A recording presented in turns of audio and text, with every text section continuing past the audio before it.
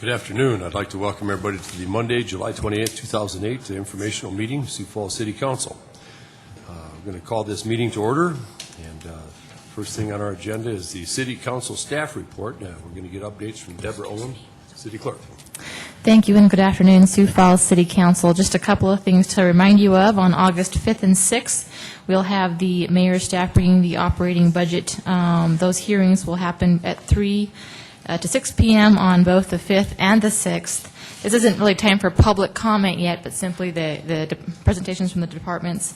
And then also just to remind you that amendments being proposed from the council to the CIP, the resolution, which is the plan for the council, those, I think, the first date is due, I think it's tomorrow at 5 o'clock. So if those of you are working on that, go ahead and get those in either to our office or the finance department, and we'll coordinate with them. And then also just something different, the city clerk's office does administrate the agenda and work in tandem with the mayor. And this week we sent out to you a draft of the proposed agenda, but just to let you know, the mayor hasn't signed off on it yet. But to let you see items that would be coming up for next week's meeting, and perhaps maybe items that you may want to ask information of departments, or maybe have a request to come to an informational for next week about items that you may be want to be briefed upon. And that's it. Thank you. Thank you, Deborah. Mayor's office. Anybody here from the mayor's office going to speak? None being heard. We're going to move on to the audit committee. Is anybody from the audit committee present? Present, but no report. Very good. Are you guys meeting after this? Probably end of August. We haven't scheduled that yet. End of August for the next meeting, for the next audit committee? Very good. Very good. Thank you for that. Fiscal committee. Anybody from fiscal here? Looks like no report there either. Land use committee. I have no report because we haven't met recently. Public services committee. Mr. Brown? Our regularly scheduled meeting is next week, and I believe Deborah Owen will have some legislation or some language for us to consider on revisions for elections laws. Correct, Deborah? Yes, actually, I just finished that up today. So working some changes that I think will help simplify the process for political action committees reporting to the city. And worked with the Secretary of State, Nelson. We communicated last week, and I'm kind of excited about the proposed changes, and then hope it will meet with council approval. Thank you for that. Which brings us to item number 8 here, City Council open discussion. Are there any matters for the good of the order? Mr. Jameson. I just wanted to bring attention to the new link on the website, siouxfalls.org, referencing the new budget, or the budget process, really. I'm just a new guy on the council, so learning about this whole budget process has been kind of a learning curve for myself, and maybe for Kenny. I can't speak for him, but it has been for me. And I just found this is helpful for myself, and maybe for others on the council who haven't seen it. I want to make sure they know where it's at. Jody Schwan put together a nice little video on that whole budget process. And if you go to the siouxfalls.org and hit the mayor, I think it's the mayor's button, is that right? Mayor on the left side, and then go to the city budget. I'm sorry, probably clicking the wrong way. I'm trying to do it on as I go here. Did I do that? I did that, right?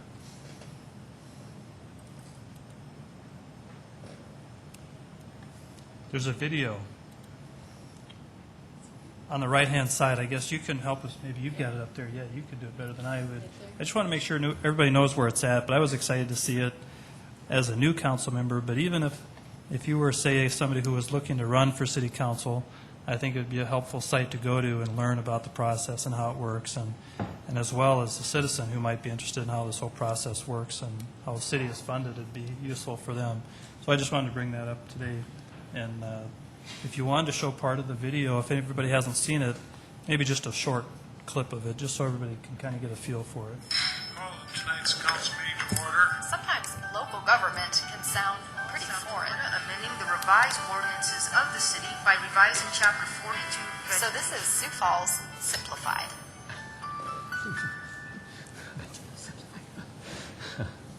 If budgets make your eyes blur, you aren't alone. Just looking at this budget book is enough to make most people shy away. But what's inside here represents the future of Sioux Falls. From our streets, to our safety, to our city's quality of life. And really, budgets are actually pretty easy to understand once you learn the basics, which we're going to show you in the next few minutes. You can think about our I think city budget in that's two probably enough to get a parts. feel Let's for it, call them but the red bone. I'd encourage you to watch it. I guess you guys who are experienced with it, maybe you could watch it and critique it, but for me, I'm just still absorbing it all and learning it, so I just thought it was exciting, and I thought I'd bring it up. Thanks for that, Mr. Jamison. As far as somebody that wants to run for the city council, looking at that, they might get discouraged. I wouldn't tell them to do that. And actually, I think that everybody on this council still learns right on up until the end on this budget thing. It's so big and so massive, and so I wouldn't say convoluted, but it is complicated, especially you start throwing in the bonding things and all the things that go on in here. And it's I thought I was pretty business savvy when I got here because I run basically a cash and carry business with my construction company, but it's nothing like what we put on here. So, it's very interesting, and I would encourage folks to do exactly as Mr. Jameson said, go look for it. Councilor Knudsen.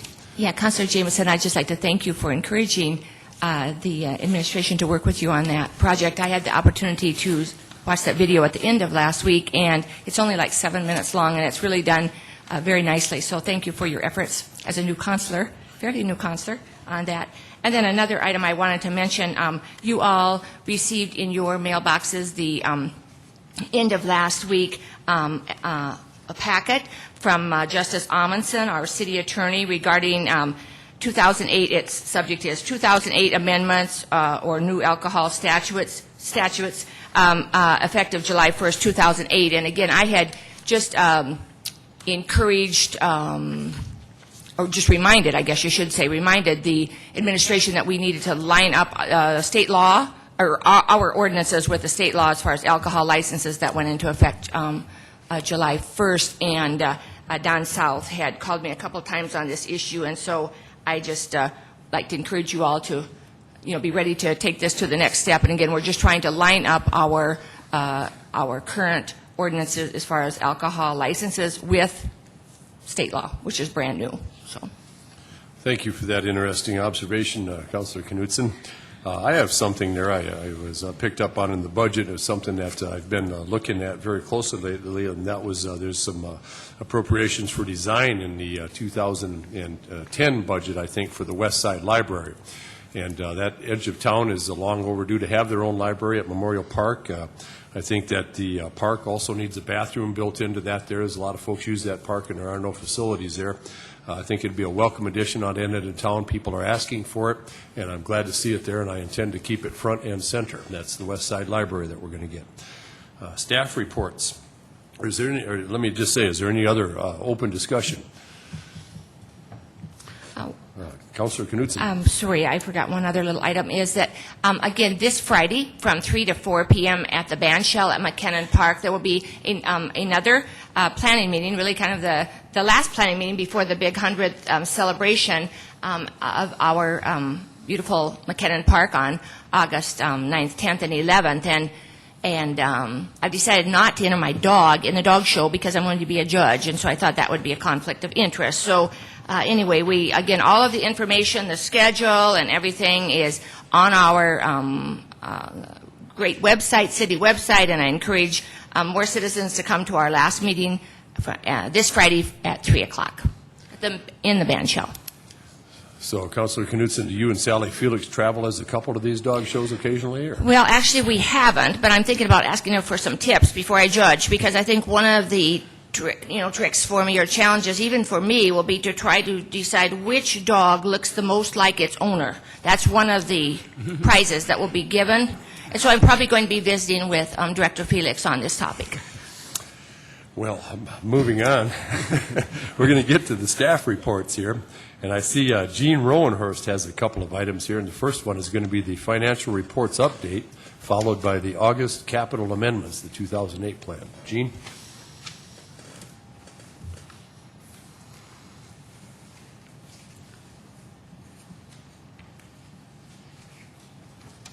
Gene Rowenhorst, Director of Finance, and this is my monthly report that I try and give the council on a monthly basis to just point out some highlights to the financial statements. Things are relatively quiet as far as the financials go, and that's always good, in my opinion. If you don't hear too much, it means probably things are going all right. I might point out on page 1, under the taxes, property tax, sales tax, and the frontage tax, that's our largest portion of our revenue from the general fund. Property tax in particular is at 52%. The reason it's so high there is because May 1st, people had to pay their taxes, and in June they get remitted through the county to us. So most of our property taxes are in good shape there. The sales tax, I'll talk about that a little bit later.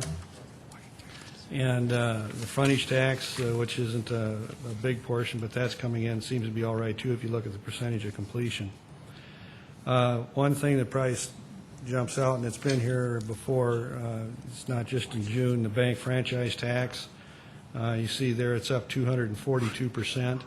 That's the one I told you before, we got extra franchise tax money, but nobody will tell us exactly where it's coming from. By that I mean the Department of Revenue, other than its franchise tax. On the expense side, the expenses seem to be, as a percentage of completion at this point, virtually all of them are under 50%. There's none that are large enough that they run the risk of causing us any difficulty.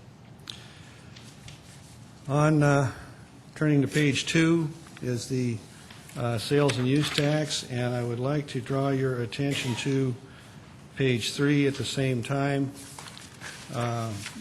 As you can see here at the end of June, the sales tax that came in was at 2.2% at the end of June.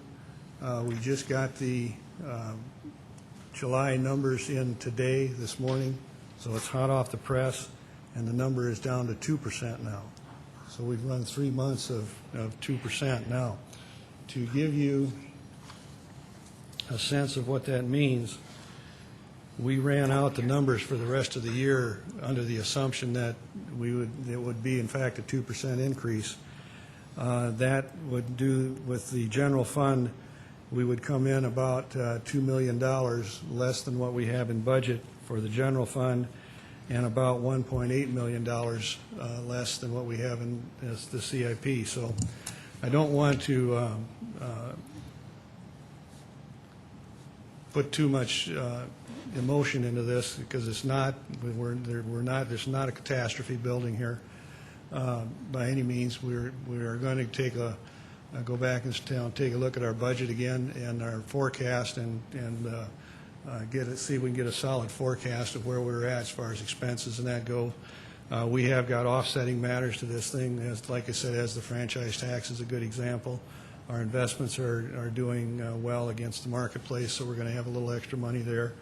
But it's something that we need to be paying attention to, and it will be high on our radar screen to make sure that we keep the council informed of any financial issues that might come up because of these changes. So that was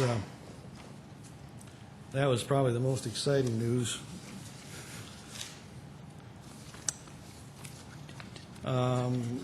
The only other thing that I want to draw your attention to is on page 7, which is our enterprise funds, and you go about a third of the way down the page. It says cash flows from operations. And again, we continue to, from operations, continue to generate a nice cash flow. So our enterprise funds are doing well. And then if you go on to page 9, which is the capital program, the CIP for 08, and you'll note our items that we've got marked, shaded with an N in them. You're getting down to basically the small items that people may or may not get them going. Some of them are design type things, but basically the big dollar items are underway in some some extent or another. And if you want any detail on that, you can direct an email to Mr. Cotter and tell him which ones you're actually looking for. If you want some explanation on a particular project, and he'd be able to give you the detailed information. So, and then the last thing I want to point out, Not so much new information on page 16. We talk about our total debt. We have right now $49,763,000 that has been authorized but not yet paid out. And the amount outstanding is $229, right at $230 million. The thing I want to point out to you is there's two numbers there that make up $100 million of that. The first one is Lewis and Clark, which is the first item underwater. There is $70 million. And the second one is, it says State Revolving Fund, but that's the East Side Sewer connection. And there's $28 million there that is outstanding with another almost $7.5 million to go to a total of $36 million. So you've got almost half of the outstanding debt in two projects, both of which I think we'd all agree were things that needed to be done. So with that, that completes my report on this particular, on the financial statements.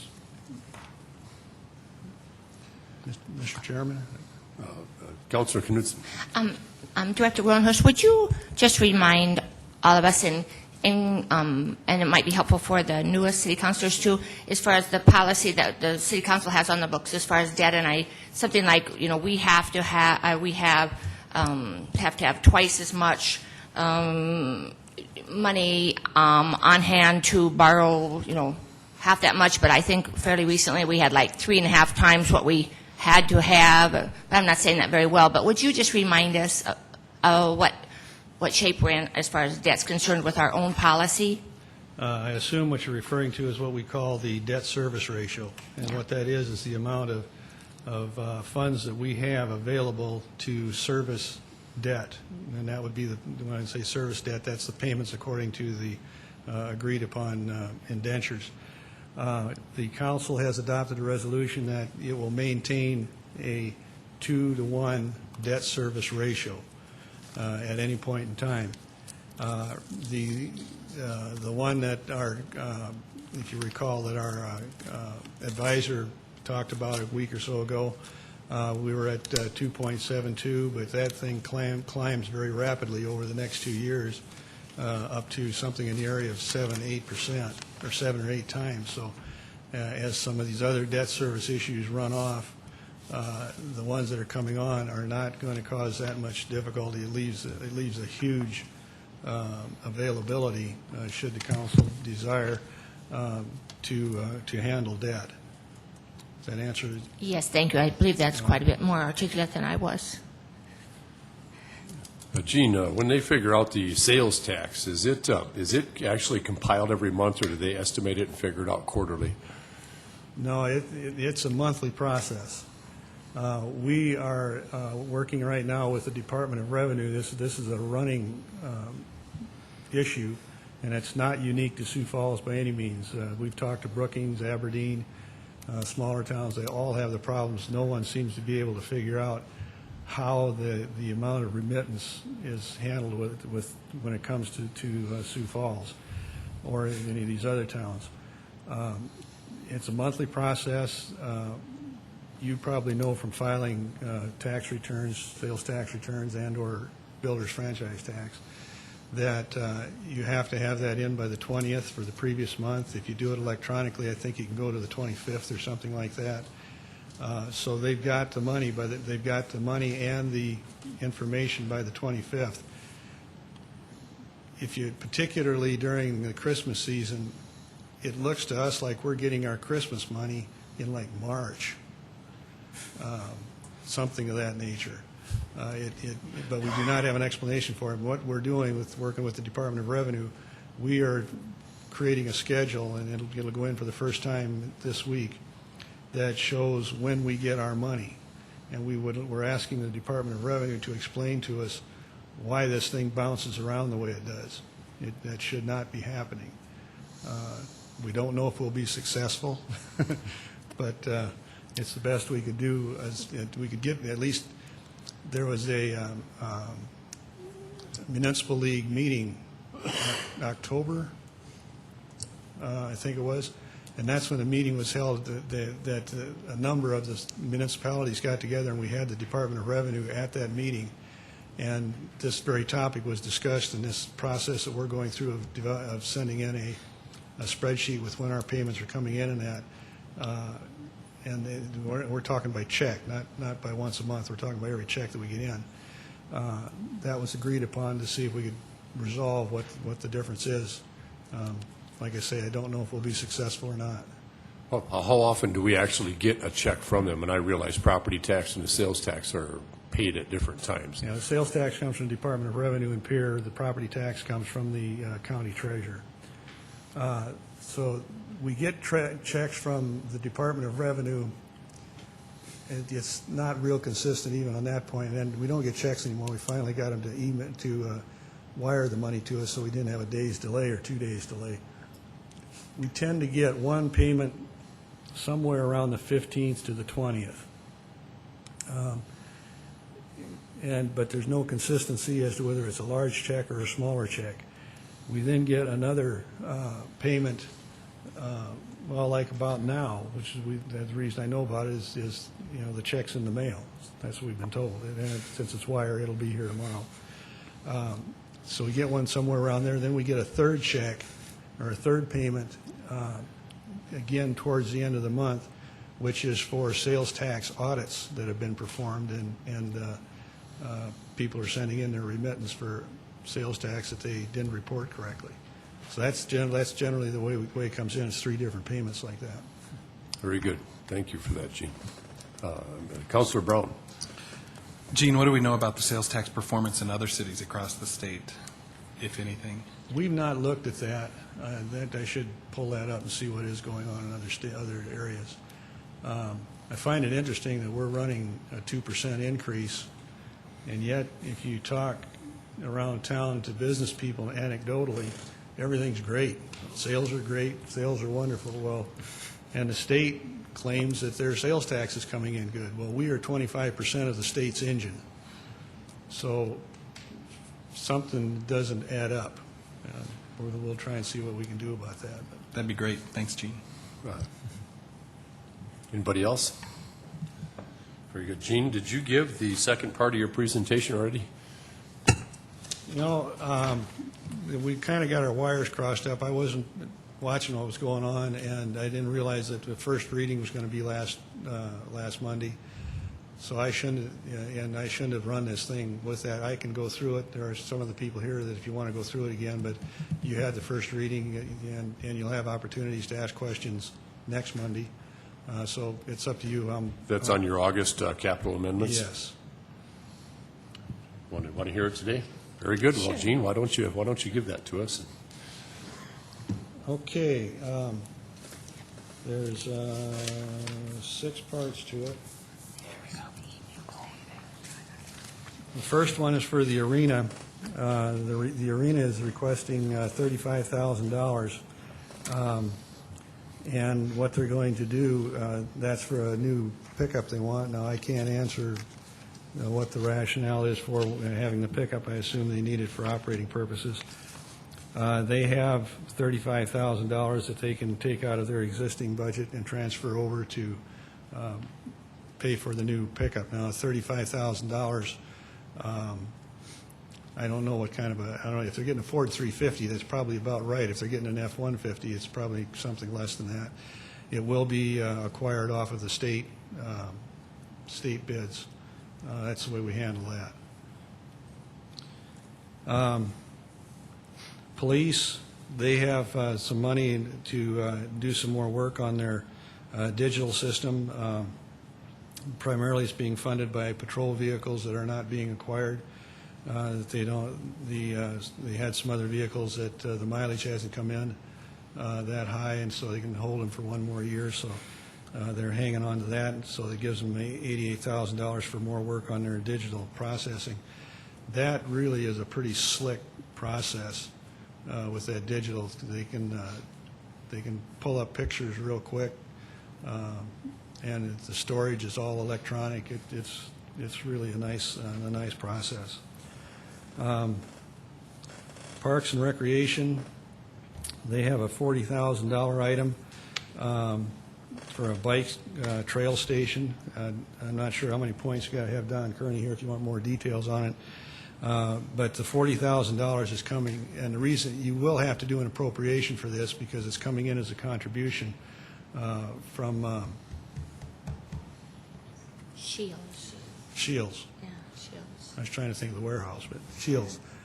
So they will, the $40,000 is, will need to be appropriated, but the money is coming from Shields as a contribution, so it's not affecting our budget. It's just an amendment to it.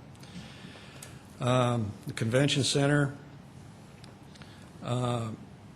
they need some risers for programs.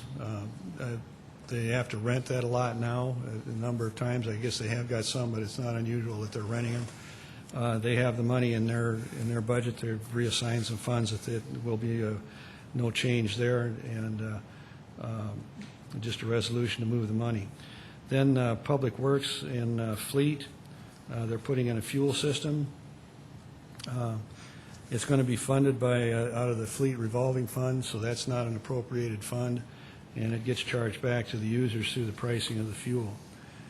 And the last thing that is up for consideration is the water reclamation. The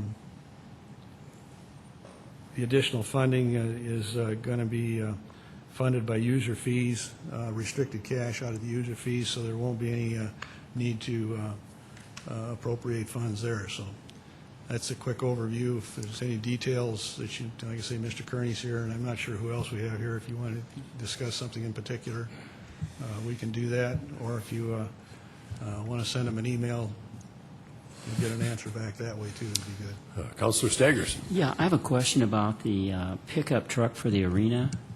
I don't know, is there anybody here? Oh, there.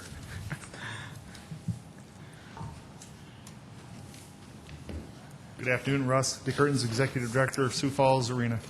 Yeah, Russ, is this the first time you've had a pickup? Or? No. Okay.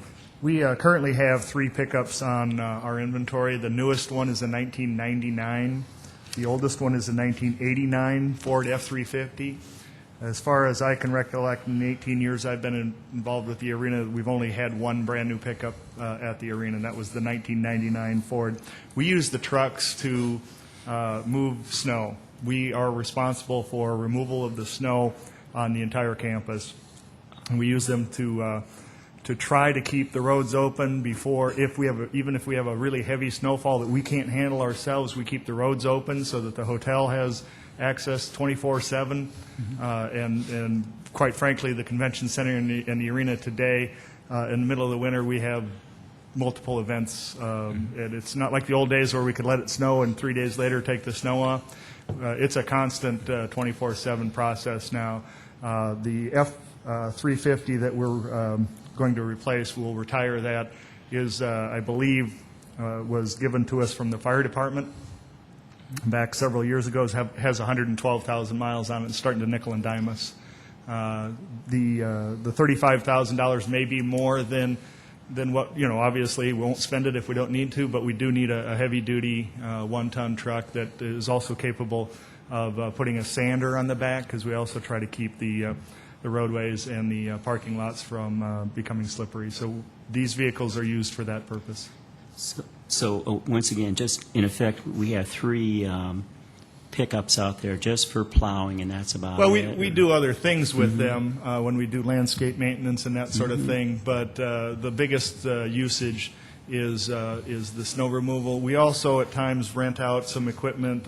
We have a lot of our staging that gets rented out, and the city receives rent for that, and sometimes we have to deliver it to the Jazz Fest or other festivals, and so we try to keep that equipment being used and generating revenue as well. So once in a while, we do local deliveries with that. Okay. Russ, is the new pickup going to be a diesel?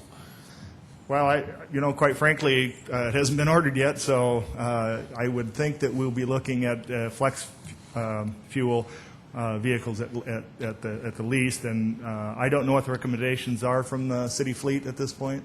I see. How about if you get a new vehicle, will the old plow fit or the? Oh, yeah, front end? you can retrofit the plows. I Yeah, see. No problem. I have seen your old pickups, and they're getting pretty worn out. Well, the red one's been, this is its second life, and we used it a bunch, but it really is time to get another new one. Very good, Russ. Anybody else? Councilor Jameson. Russ, sorry.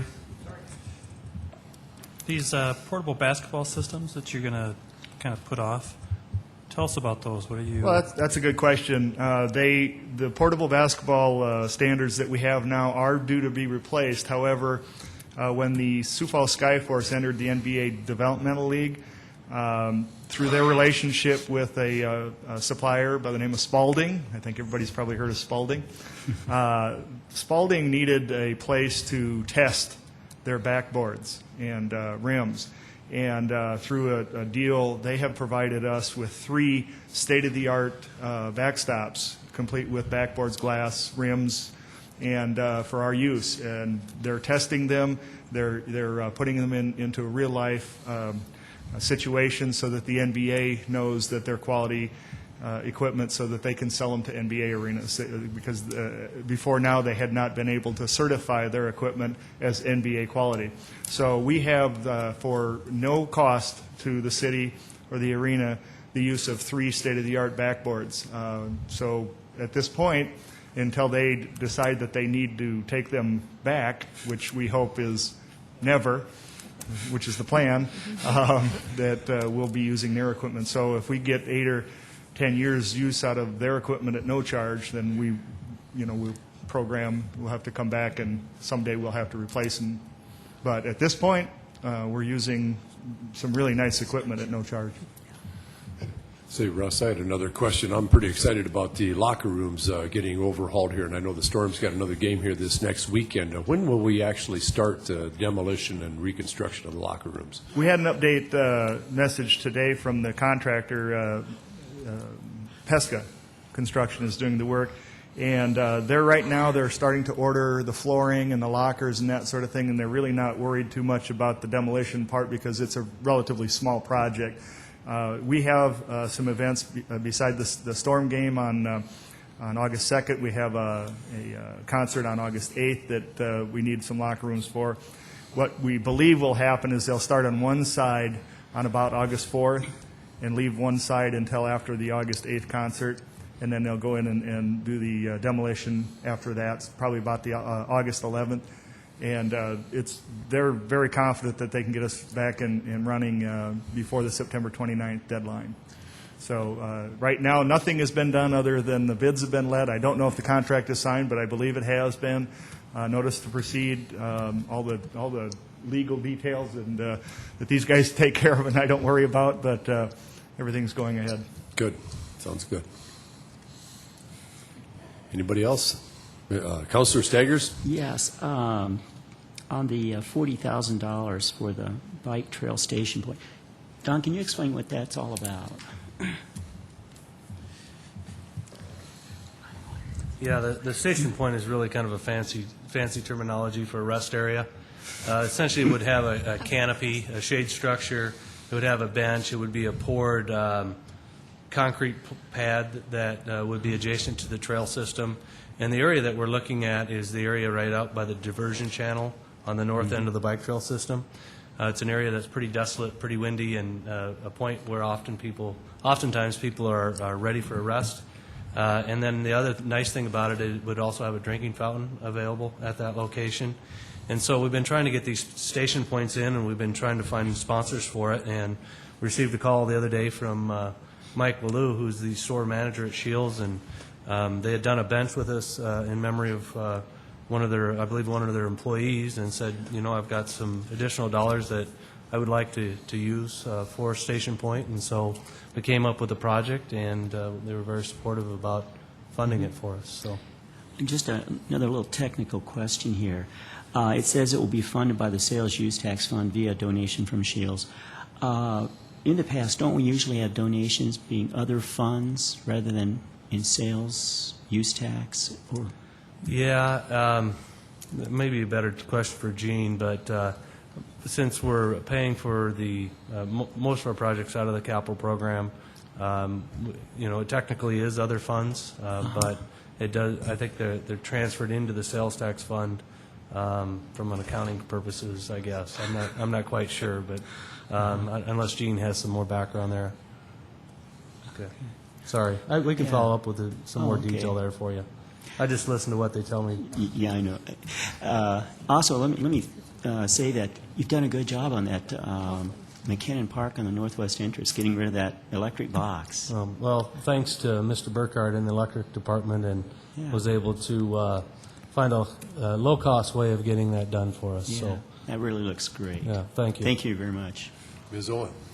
I would just comment, my family did our little family of four did the loop yesterday, and you're right, it actually is quite a long journey from the last kind of stop along the trail till the diversion channel out there, and it was hot and sunny, and so that would be really nice for the families who want to stop. We saw a lot of families out even on that portion of the trail, so that'd be really nice to have.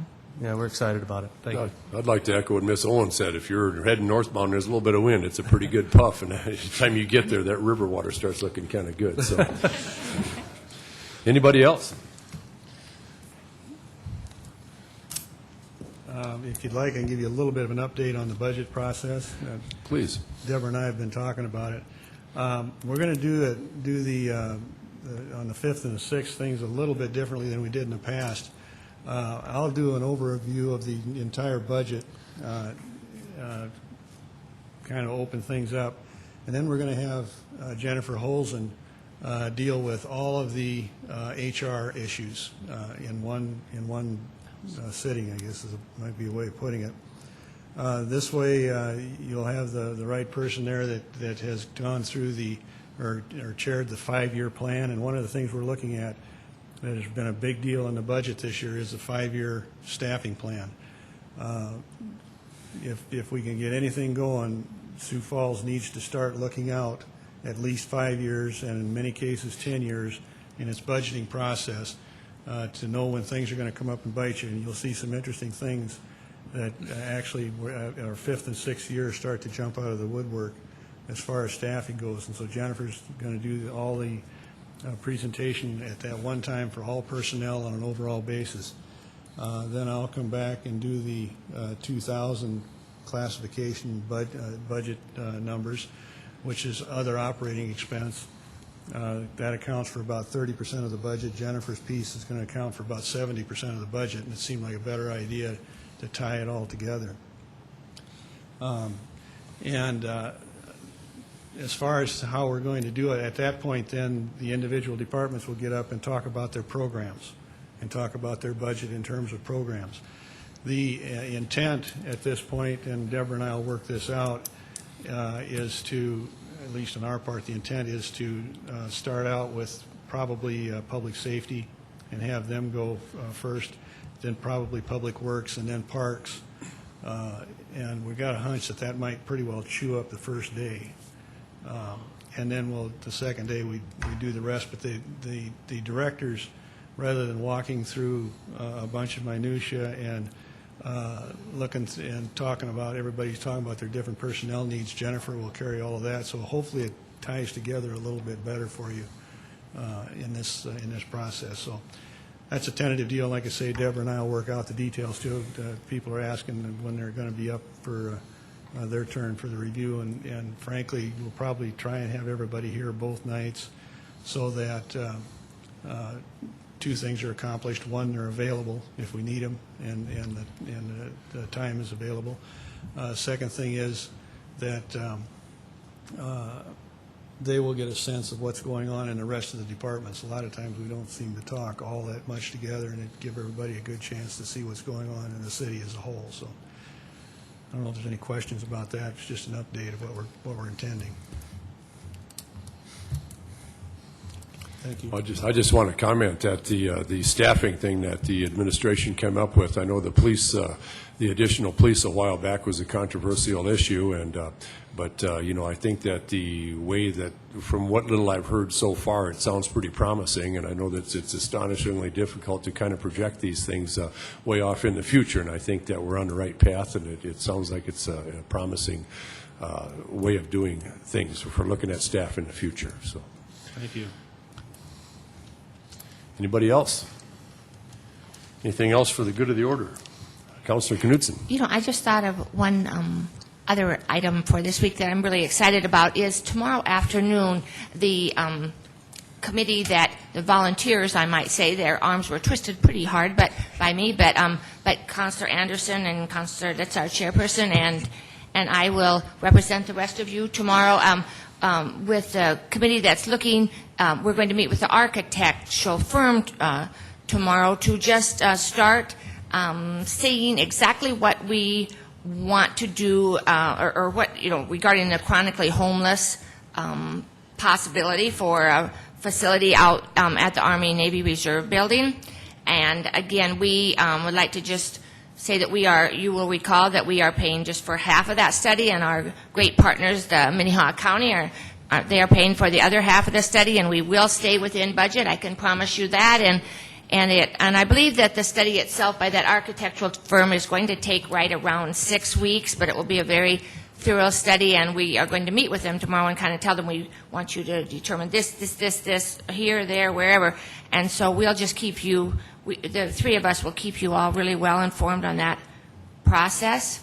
And then again, I would like to put out a plea for the public, and that we are, we, the City Council and the county, and particularly the Homeless Advisory Board that Councilor Brown has been working on for several years nonstop, that we are very interested in looking seriously at other facilities in our community to consider. But I said that this a couple weeks ago, but no one has called me or emailed me yet, and I'm still answering every phone call hoping for some other ideas, because we are not married to that site, but some of us like that site very much. But okay. Thank you, Councilor Knudsen. Anything else for the good of the order? Very good. Then, unless somebody wants to go into executive session, we're going to stand adjourned. Very good. We're adjourned.